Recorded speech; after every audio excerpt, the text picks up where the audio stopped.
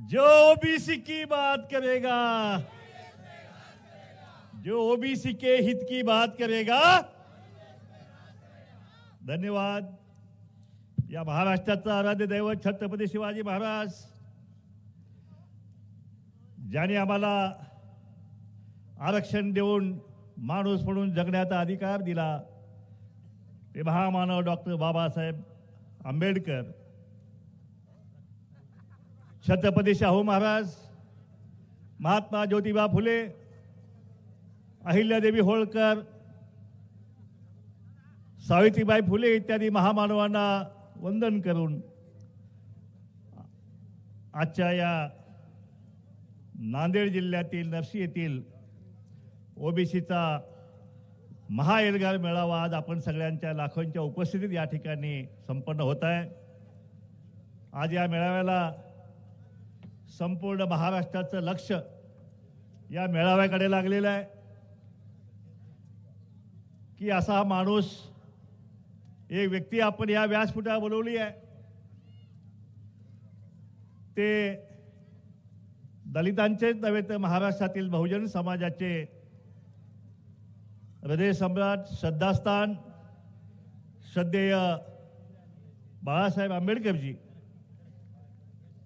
ज्यांनी कोकणातून रत्नागिरीतून येऊन या ठिकाणी कुणबी म्हणजे काय यातनाचा कुणबी त्या ठिकाणी भोगलेले आहेत, असे आमचे जनमोर्चाचे कार्याध्यक्ष आदरणीय चंद्रकांत भाऊकरजी, ज्यांनी या महाराष्ट्रामध्ये पहिल्यांदा कोयत्याची भाषा काय असते ही ज्यांनी या महाराष्ट्राच्या ओबीसीला सांगितली, ते आमचे मित्र मराठवाड्याचे बुलंदतो प्राध्यापक टी.पी. मुंडे सर।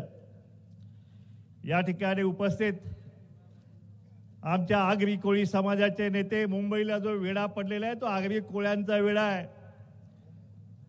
आत जाऊ शकाल पण बाहेर येणार नाही, पलीकडे समुद्र आहे, असे आमचे या ठिकाणी जेडी तांदेल साहेब या ठिकाणी उपस्थित आहे। जेडी तांदेल साहेब जरा आपण जरा पुढे या। हे आगरी समाजाचे नेते या ठिकाणी आहेत। यांचं एकदा भाषण सुरू झालं की त्यांना स्वतःलाच कंट्रोल करता येत नाही, म्हणून आम्ही त्यांना शांतपणे बसा म्हणून सांगितलेलं आहे। हा अर्थतज्ञ माणूस आहे, हा काय साधा माणूस नाही आहे।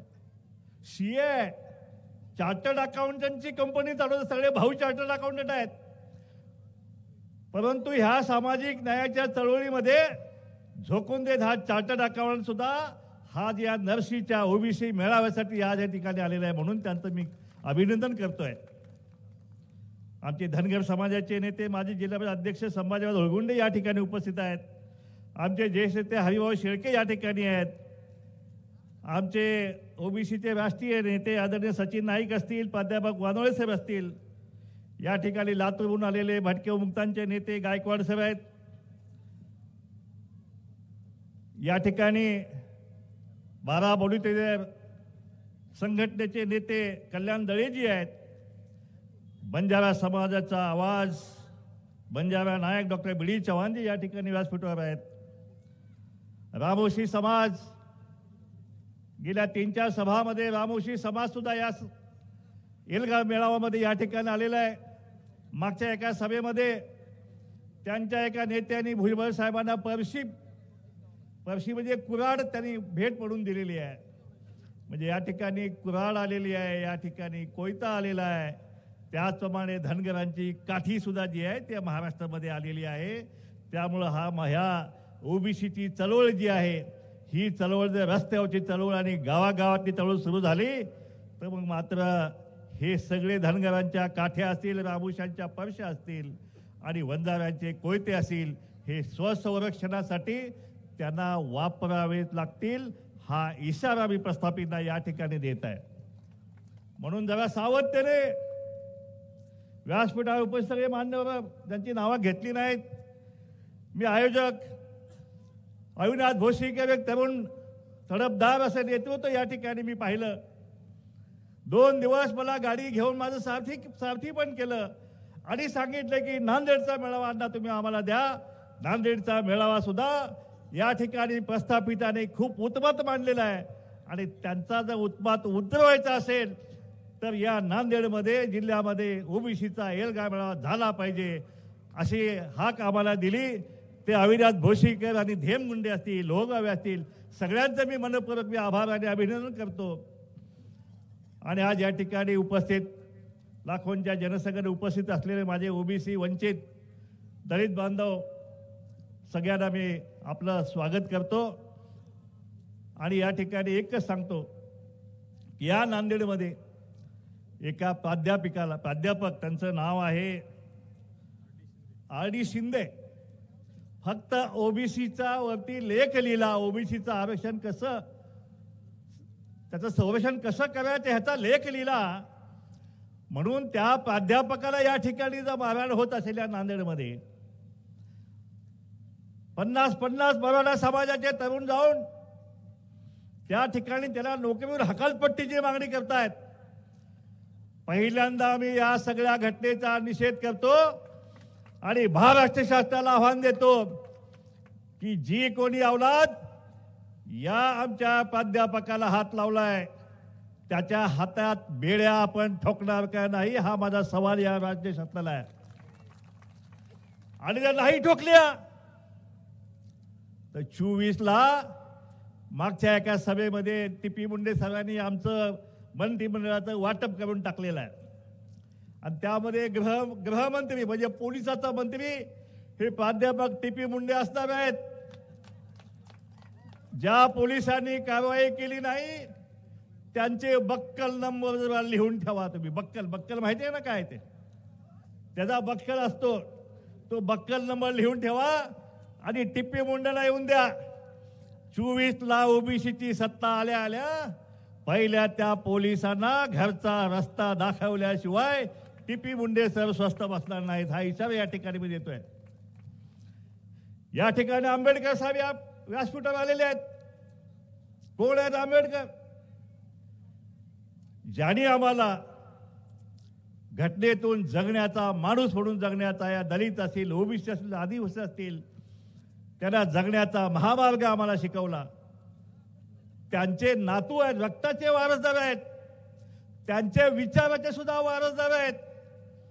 म्हणून मी आपल्या सगळ्या महाराष्ट्रातील तमाम ओबीसी समाजाच्या वतीनं या ठिकाणी जरी ते सत्तेत नसले तरी त्यांचा एक आवाज, बाबासाहेबांचं रक्त आता अंगामध्ये असताना जर त्यांचा आवाज निघाला की ओबीसीच्या आरक्षणाला जर धक्का लावाल तर याद राखा, एवढे एक वाक्य जर बाबासाहेबांनी जर या ठिकाणी घेतलं तर या महाराष्ट्रातल्या कुठल्याही सरकारची हिंमत जी आहे ती ओबीसीच्या आरक्षणाला धक्का लावायची होणार नाही. माझी विनंती आहे बाळासाहेब, आपल्याला या आरक्षण धोक्यात आज आम्ही सत्तेमध्ये नाही आहे. सत्ता सगळी या मराठ्यांनी झुकवलेली आहे. रात्री 2:30 वाजता 2:45 वाजता जे निघतात शिंदे समिती नेमली जाते.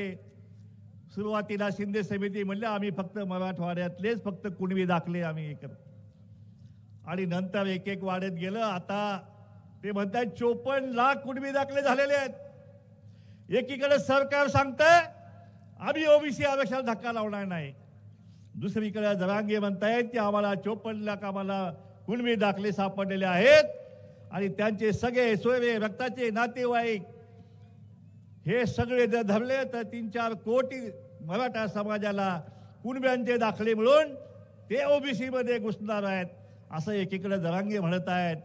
आणि तिथंच खरी आमची आहे की आमचं म्हणणं आहे की एक पण दाखला जो आहे 54 लाख जाऊ द्या, एक सुद्धा कुणब्यांचा दाखला आम्हाला मंजूर नाही. मंजूर आहे का आपल्याला?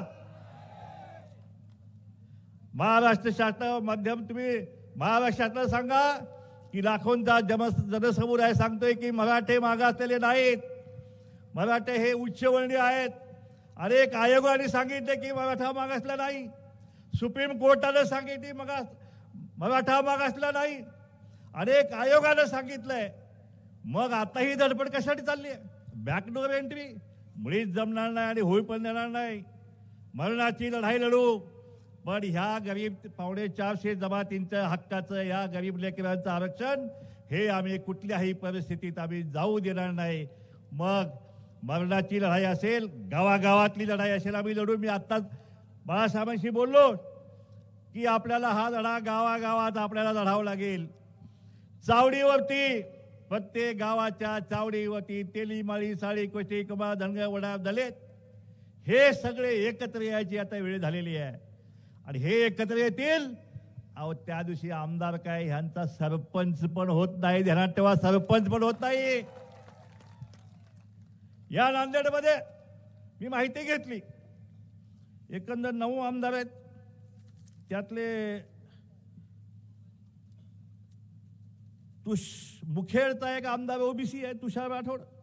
किनवटचा केराम आहेत. त्यानंतर एक एससी आहे देगलूरचा. आणि 9 पैकी 6 आमदार हे मराठी आहेत. 70% ओबीसी या ठिकाणी आहे.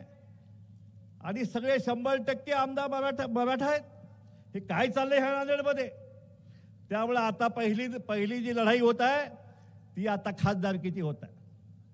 नांदेडचा खासदार हा ओबीसीचाच गेला पाहिजे.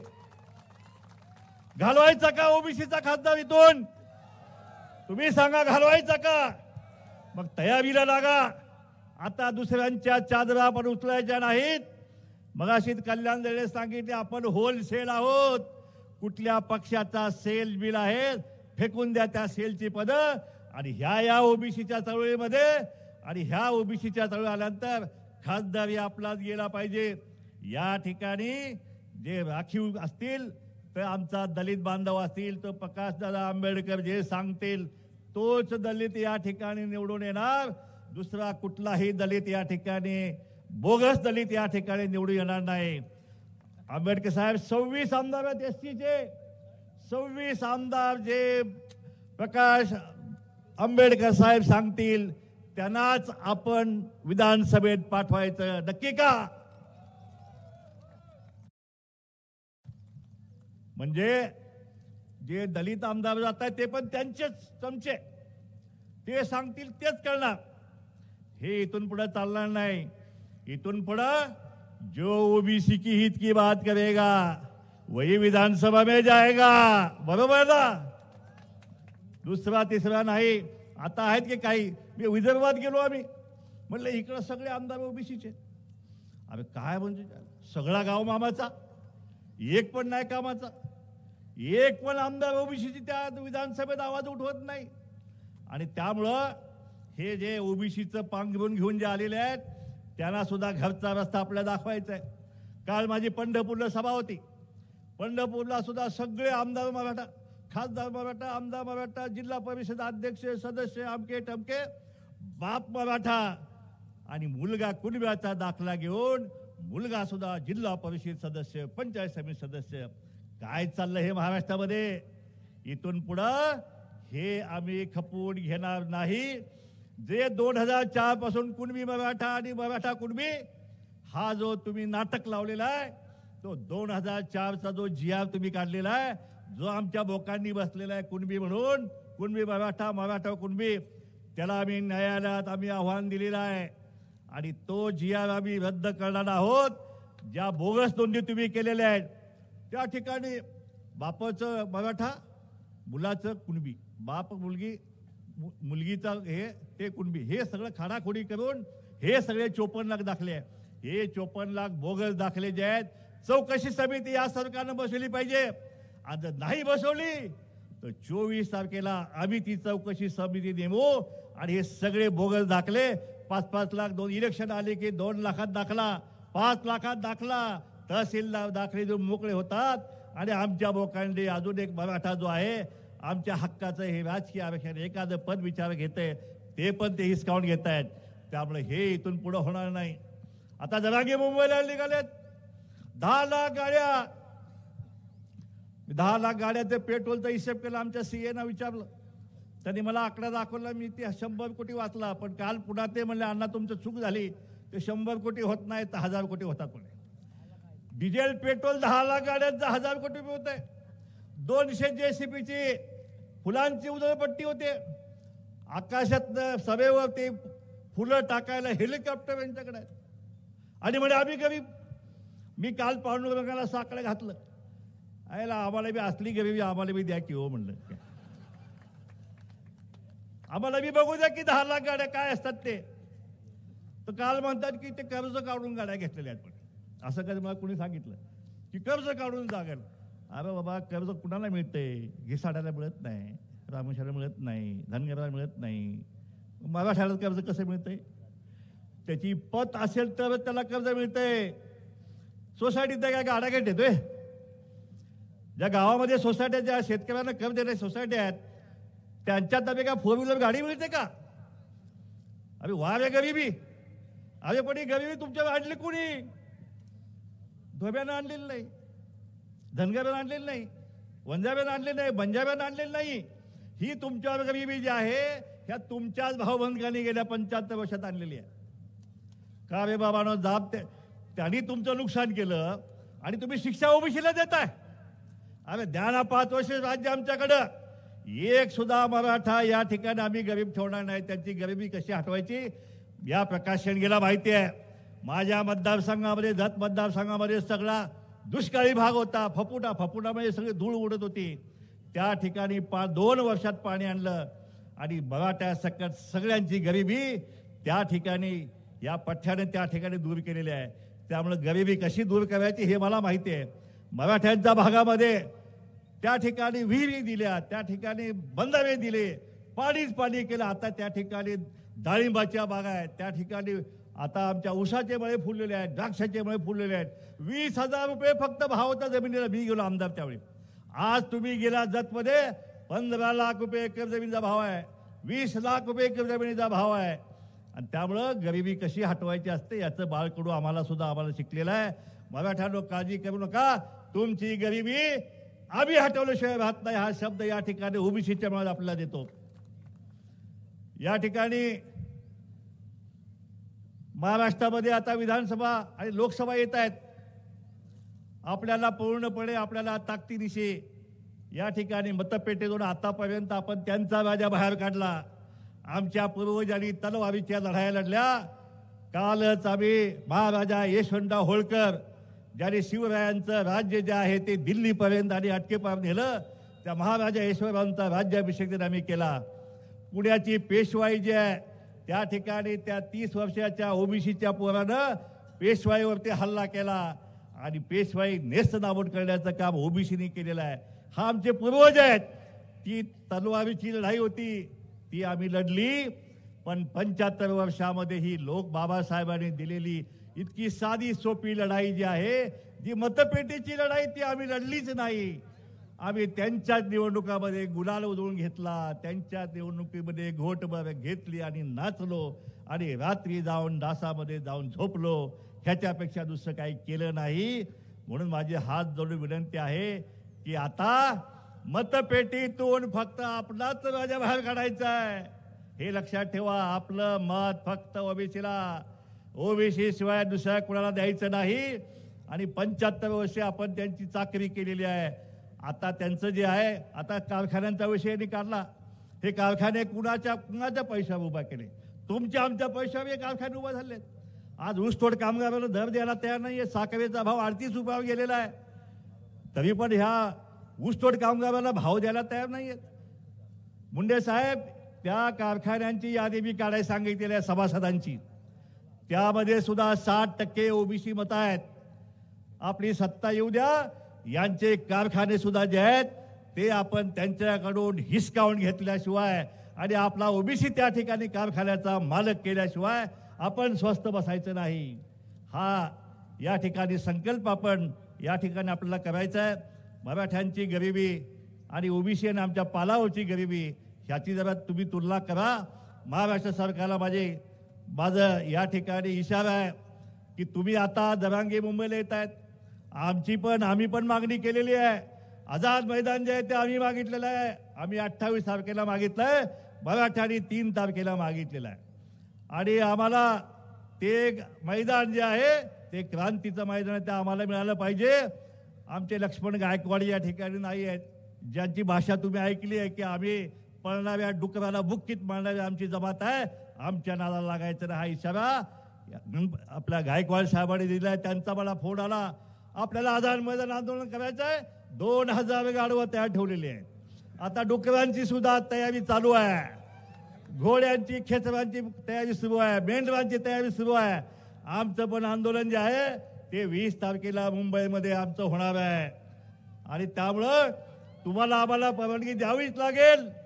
प्रत्येक जिल्ह्यामध्ये इकडे जरांगेचं आंदोलन चालू असेल, इकडे राज्यामध्ये ओबीसीचं सुद्धा आंदोलन त्या दिवशी आपल्याला चालू ठेवायचं आहे.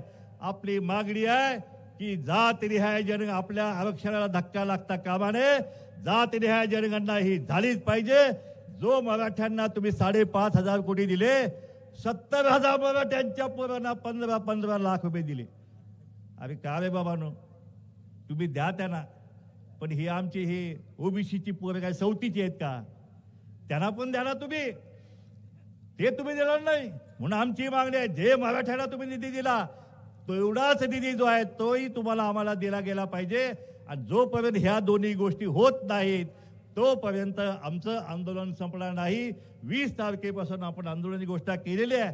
माझी आपल्याला हात जोडून विनंती आहे की आपण हे आंदोलन जे आहे जसे ते चालवू शकतात, 10-12% मराठी आंदोलन करू शकतात आणि 60% ओबीसी करू शकत नाहीत का?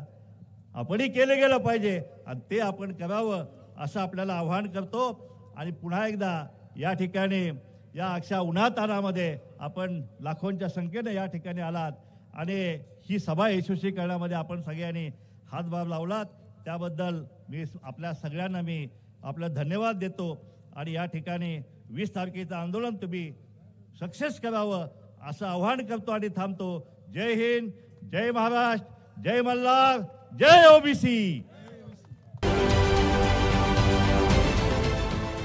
देश विदेशातील प्रत्येक घडामोडींचे लाईव्ह अपडेट मिळवण्यासाठी आता साम टीव्हीच्या सर्व सोशल मीडिया प्लॅटफॉर्मला लाईक, फॉलो आणि सबस्क्राईब करा. तसंच सर्व नोटिफिकेशनसाठी बेल आयकॉन प्रेस करायला विसरू नका.